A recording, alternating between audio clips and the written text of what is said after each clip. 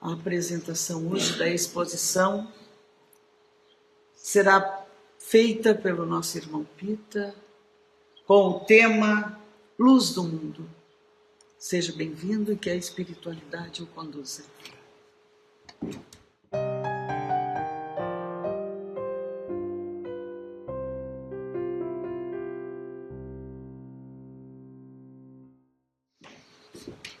Queridos irmãos, é uma honra e uma responsabilidade muito grande subir essa tribuna e falar em nome da doutrina espírita.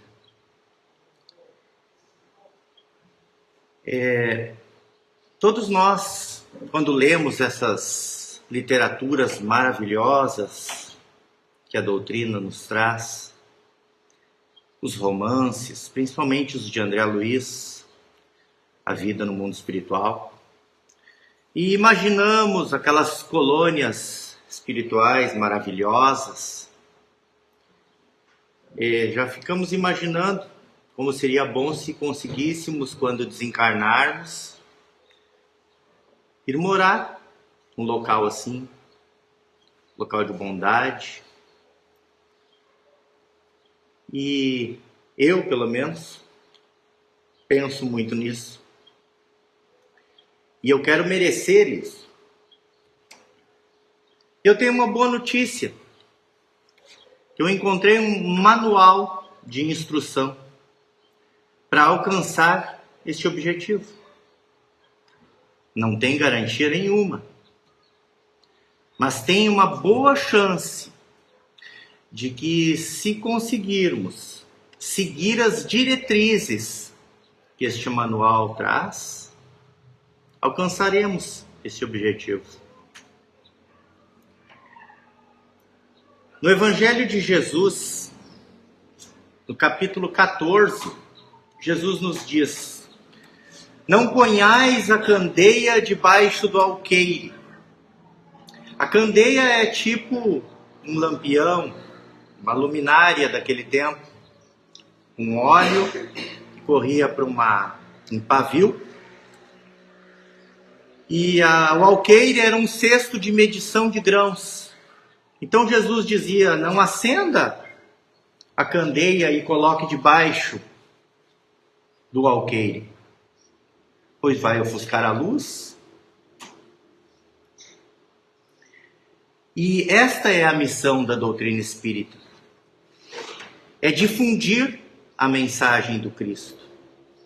É pegar esta candeia acesa, que é a mensagem do Cristo, e erguê-la o mais alto possível, para que essa luz atinja a maior quantidade de corações e mentes possíveis.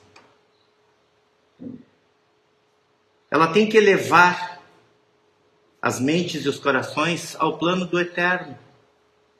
Despertar o homem para o bom, o belo e o verdadeiro. Ser a luz do mundo. Este manual que eu encontrei está no capítulo 17. Sede perfeitos. Então tem um subtítulo: O homem de bem. O verdadeiro homem de bem é o que cumpre a lei de justiça, de amor e de caridade, na sua maior pureza. Se ele interroga a consciência sobre os seus próprios atos, a si mesmo perguntará se violou essa lei, se não praticou o mal, se fez todo o bem que podia, se desprezou voluntariamente alguma ocasião de ser útil, se ninguém tem queixa dele, enfim, se fez a outro tudo o que desejara que lhe fizessem. Ele deposita fé em Deus, na sua bondade, na justiça e na sabedoria. Sabe que sem a sua permissão nada acontece e se lhe submete à vontade em todas as coisas. Ele tem fé no futuro, razão porque coloca os bens espirituais acima dos bens da matéria, os bens temporais. Este homem sabe que todas as vicissitudes da vida, todas as dores, todas as decepções são provas ou expiações e as aceita sem murmurar. Possuído de sentimento de caridade e de amor ao próximo, faz o bem pelo bem, sem esperar paga alguma. Retribui o mal com o bem. Toma a defesa do fraco contra o forte e sacrifica sempre os seus interesses à justiça. Encontra satisfação nos benefícios que espalha, nos serviços que presta, no fazer ditosos os outros, nas lágrimas que enxuga, nas consolações que prodigaliza aos aflitos. O seu primeiro impulso é para pensar nos outros, antes de pensar em si. É para cuidar dos interesses dos outros, antes do seu próprio interesse. Daí ele diz assim: o egoísta, ao contrário, calcula os proventos e as perdas decorrentes de toda ação generosa. Então, todas essas características que eu trouxe é do homem altruísta. Porque muito se fala no orgulho e no egoísmo. Mas às vezes nós tentamos adaptar essas características para tentarmos escapar de cair na malha fina destes defeitos. Tentamos justificar os nossos egoísmos, os nossos orgulhos, apontando sempre para o outro. O orgulhoso, quando se fala em orgulho e egoísmo, raras vezes pensamos em nós primeiro. Sempre tem alguém que nos vem à mente. Mas não é para esse indivíduo que a doutrina espírita está chegando aos nossos ouvidos. Quando a doutrina chega para os nossos ouvidos, é para reformar a nós. É só em mim que eu posso atuar de verdade. O homem de bem respeita nos outros todas as convicções sinceras e não lança anátema aos que como ele não pensam. Em todas as circunstâncias, toma por guia a caridade, tendo como certo que aquele que prejudica o outro com palavras malévolas, que fere com seu orgulho e o seu desprezo à suscetibilidade de alguém, e que não recua a ideia de causar um sofrimento, uma contrariedade, ainda que ligeira, quando a pode evitar, falta ao dever de amar o próximo. E irá se ajustar com a lei divina, com a justiça divina através da lei de causa e efeito. O homem de bem não alimenta o ódio, nem rancor, nem desejo de vingança. A exemplo de Jesus, perdoa e esquece as ofensas, e só dos benefícios se lembra, por saber que perdoado lhe será conforme houver perdoado. Nós oramos isso agora, pouquinhos minutos atrás. Quantas vezes, quando estamos rezando o Pai Nosso, prestamos realmente atenção naquilo que estamos pedindo, sujeitando, né? O homem de bem é indulgente para com as fraquezas alheias, porque sabe que também necessita de indulgência. e tem presente essa sentença do Cristo. Atire-lhe a primeira pedra aquele que se achar sem pecado. Colocar-se no lugar do outro, empatia. O homem de bem nunca se compraz em rebuscar os defeitos alheios, nem ainda em evidenciá-los. Se a isso se vê obrigado, procura sempre o bem para que possa atenuar o mal. Como é difícil isso, né? Como é difícil isso. Ele estuda as suas próprias imperfeições e trabalha incessantemente em combatê-las.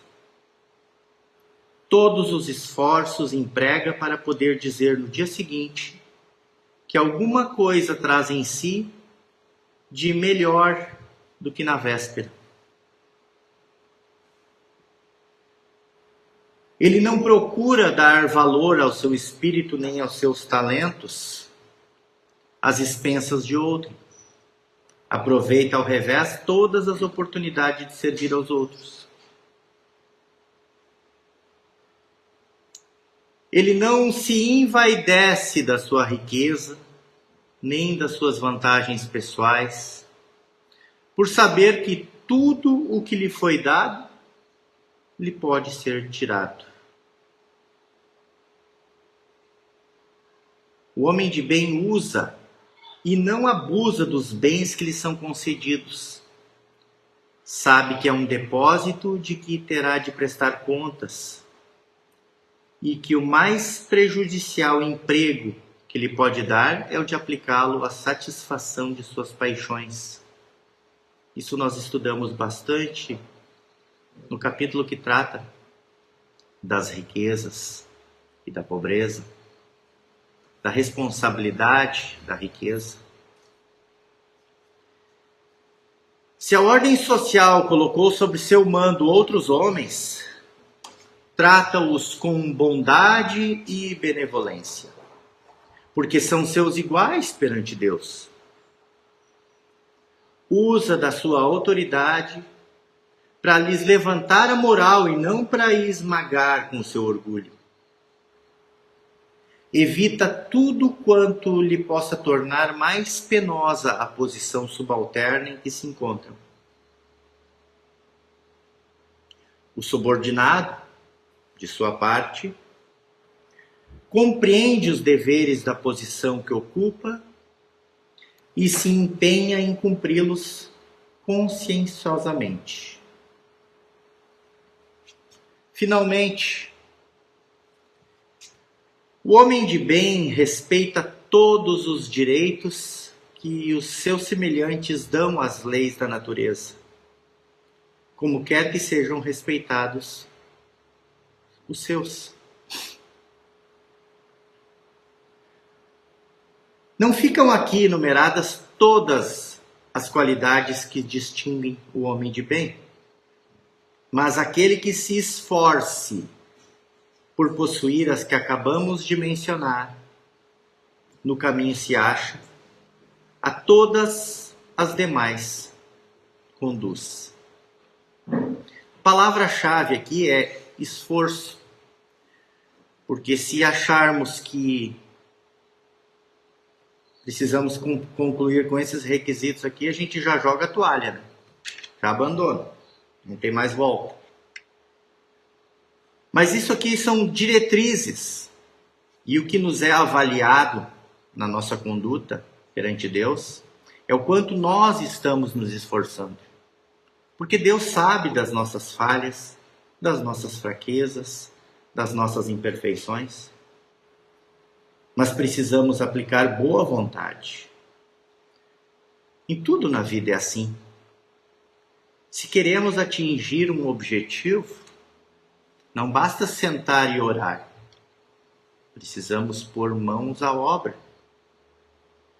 Se queremos construir alguma coisa, mãos à obra.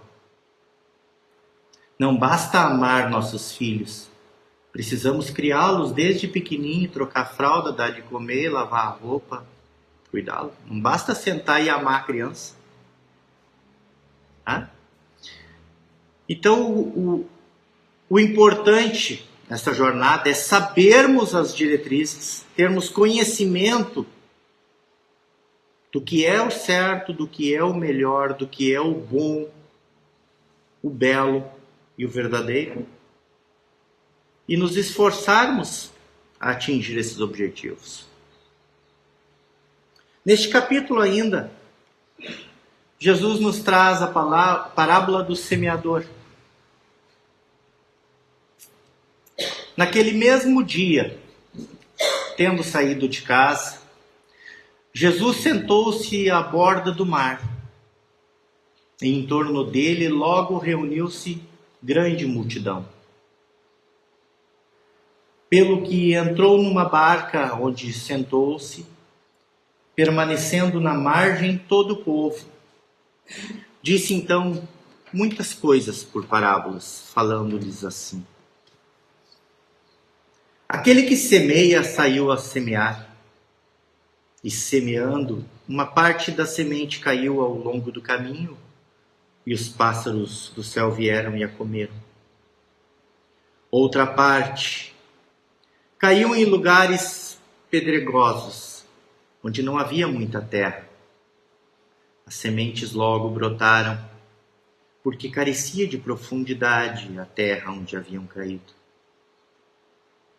Mas levantando-se o sol as queimou, como não tinham raízes, secaram. Outra parte caiu entre espinheiros, e estes crescendo as abafaram. Outra, finalmente, caiu em terra boa e produziu frutos, dando algumas sementes 100 por 1, outras 60, outras 30. Ouça quem tem ouvidos de ouvir. Mateus 13, de 1 a 9. A semente que caiu no caminho é quem escuta a palavra do Cristo e não lhe dá atenção. E qualquer influência externa e fugaz tira o que lhe fora semeado no coração. A semente que caiu em meio às pedras e terra rala é aquele que escuta a palavra e que a recebe com alegria no primeiro momento, mas não tendo nele raízes, dura apenas algum tempo. Não tem convicção do aprendizado e arruma desculpas para não vivenciá-lo. A semente que caiu entre espinheiros é o indivíduo que ouve a palavra, porém as ilusões, as paixões do materialismo no cotidiano as abafam e as tornam infrutíferas. E a semente que caiu na terra boa é o que escuta a palavra, lhe presta atenção e esforça-se por vivenciá-la e produz frutos. Novamente, é o esforço. É o esforço que nos fará alcançar a luz. Porque já é determinado. Todos nós seremos espíritos de luz de perfeição relativa. Todos nós. E não só nós que estamos aqui hoje já ouvindo a palavra do Cristo. O homem que tem em seu coração o mal incrustado ainda hoje, o pior indivíduo que pode passar em suas mentes um dia será um espírito de luz. É determinismo isso. Mas é claro que o sofrimento será muito maior. Então o nosso caminho, no momento em que começamos a buscar o esforço, a vontade, o entendimento de fazermos as avaliações da nossa conduta íntima, de como nós pensamos a vida, de como nós agimos com o outro. E as dificuldades se impõem. As relações humanas não são nada fáceis, nada fáceis. Inimigos, todos temos. Jesus teve e tem inimigos, mas ele não é inimigo de ninguém. Se alguém te odeia, o problema é dessa pessoa. Basta que tu não retribua. O que diz ali na nossa regra de conduta para o homem de bem? Retorna o mal com o bem. Agora eu estou dizendo que isso é fácil? Não. Mas precisa exercício. Precisa avaliação, reconhecimento, um bom diagnóstico e exercício. Ainda no capítulo Sede Perfeitos, a espiritualidade nos traz o tema o dever. O dever é a obrigação moral da criatura para consigo mesma. Em primeiro lugar, e em seguida, para com os outros. O dever é a lei da vida. Com ele deparamos nas mais ínfimas particularidades, como nos atos mais elevados. Aqui vamos falar apenas do dever moral, não do dever do que as profissões aqui na matéria nos impõem. Na ordem dos sentimentos, o dever é muito difícil de cumprir-se, por se achar em antagonismo com as atenções do interesse e do coração, no nosso dia a dia. Não tem testemunhas as vitórias e não estão sujeitas à repressão suas derrotas, porque o dever íntimo do homem fica entregue ao seu livre-arbítrio. É o aguilhão da consciência. O adverte e sustenta, mas muitas vezes a paixão o arrebata. Onde começa o dever? Onde termina? O dever principia para cada um exatamente no ponto em que ameaça a felicidade ou a tranquilidade do outro. E acaba no limite que não deseja ninguém transponha em relação a ti. Vamos lá de novo. O dever inicia para cada um de nós exatamente no ponto em que ameaça a felicidade e a tranquilidade do vosso próximo. Então, aonde tu vai interferir na vida e no livre-arbítrio do vosso próximo, inicia aí o teu dever. E ele acaba aonde qualquer outro indivíduo venha interferir no teu livre-arbítrio.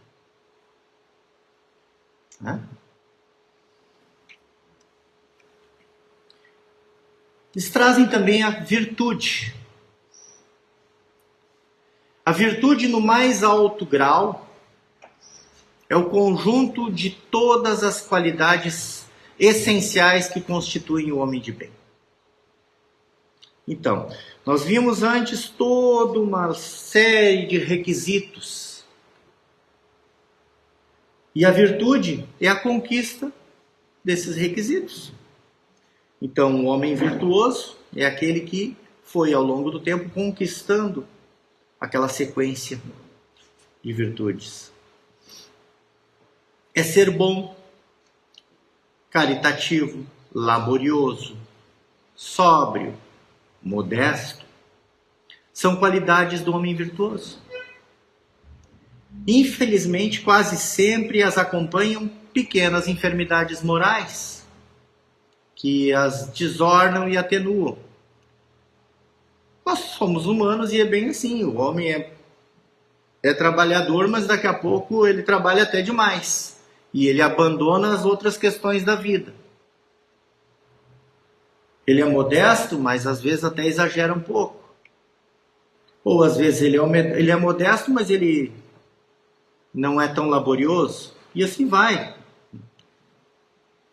Para conquistar, podemos dizer que para conquistar todas essas virtudes, nós não precisaríamos mais estar aqui, agora, no momento em que está o nosso planeta.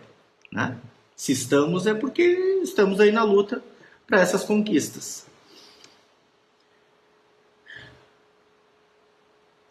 Não é virtuoso aquele que faz ostentação da sua virtude. Então, reconheceu demais a sua virtude e já está com problema.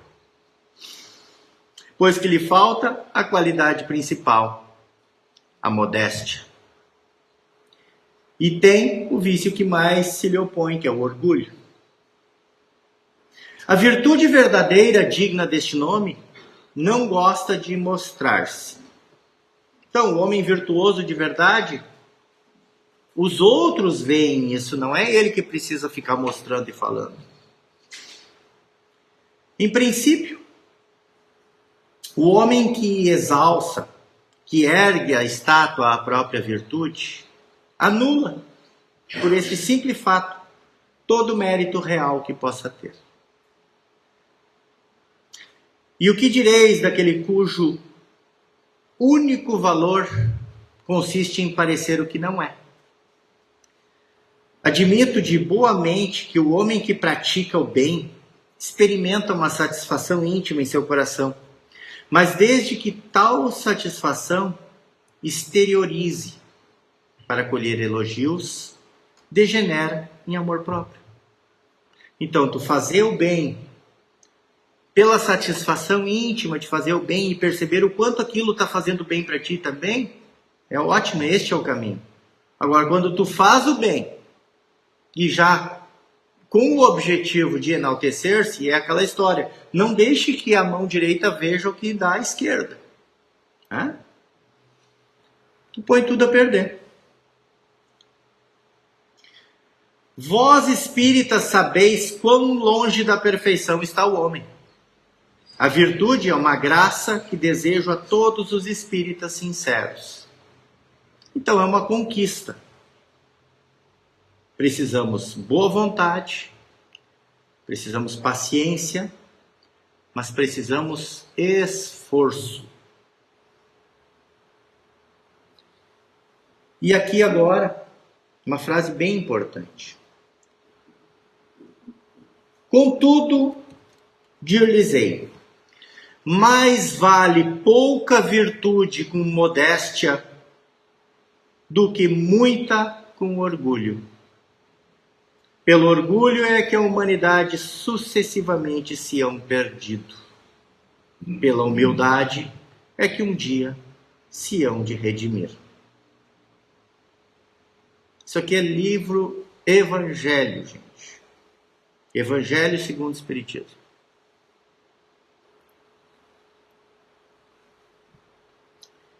E eles nos trazem um texto falando do homem no mundo. Um sentimento de piedade deve sempre animar o coração dos que se reúnem sob as vistas do Senhor e imploram a assistência dos bons espíritos. É nós. Purificai, pois, os vossos corações.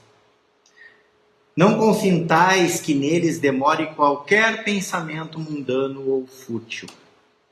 Eles já nos indicam, se quer, tu tá ali. Os espíritos têm piedade por nós que estamos aqui a rogar a ajuda, o auxílio. Mas eles nos dizem, purifiquem seus pensamentos, por favor, para que consigamos ter acesso e para que eles vejam realmente um esforço de nossa parte. Muitas das vezes, as orações são cuspidas para fora apenas, só palavras. né? A doutrina espírita não nos apresenta nenhuma regra para a oração, a não ser concentração. Não existem palavras, tu pode fazer, não adianta, não tem promessa de tu rezar 1000 Pai Nosso que as coisas vão resolver. Faça uma prece de 30 segundos que consiga fazer a conexão, atingir o teu objetivo.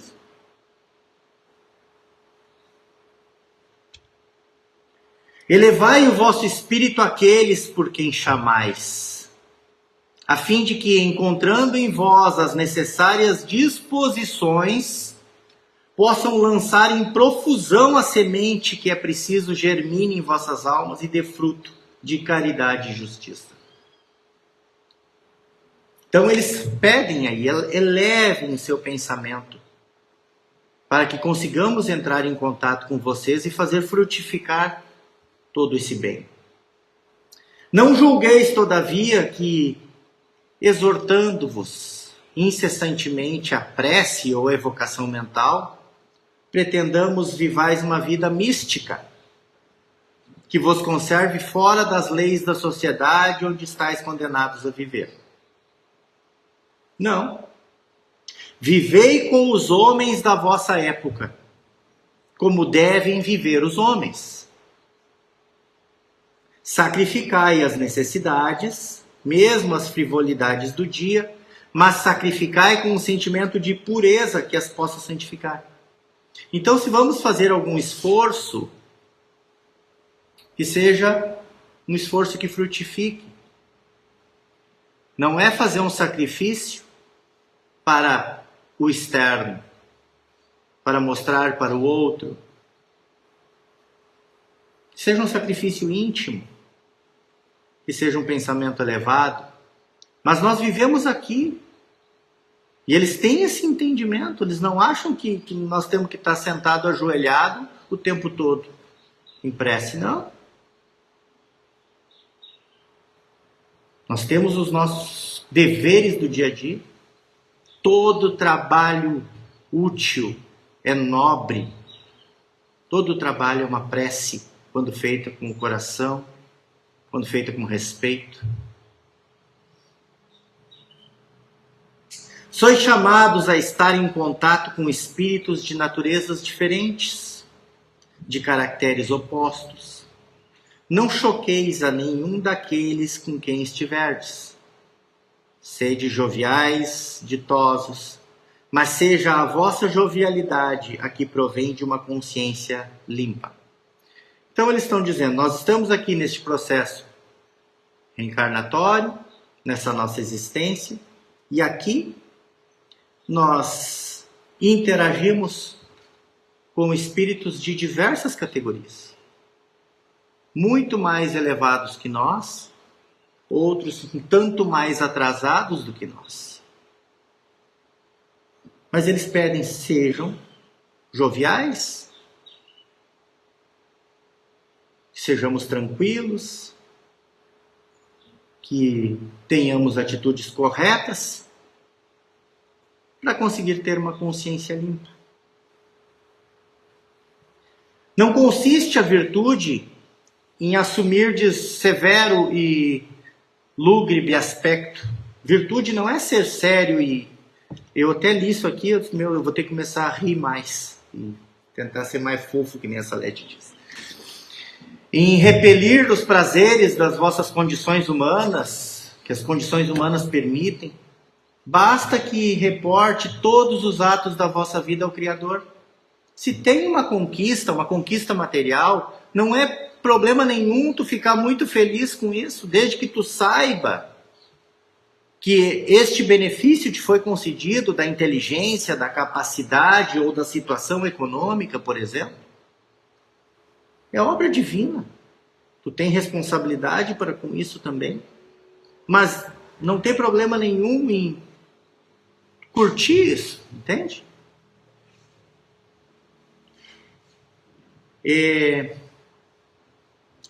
Quando começar ou acabar uma obra, eleve o pensamento ao Criador e lhe peça a sua proteção para que tenha êxito.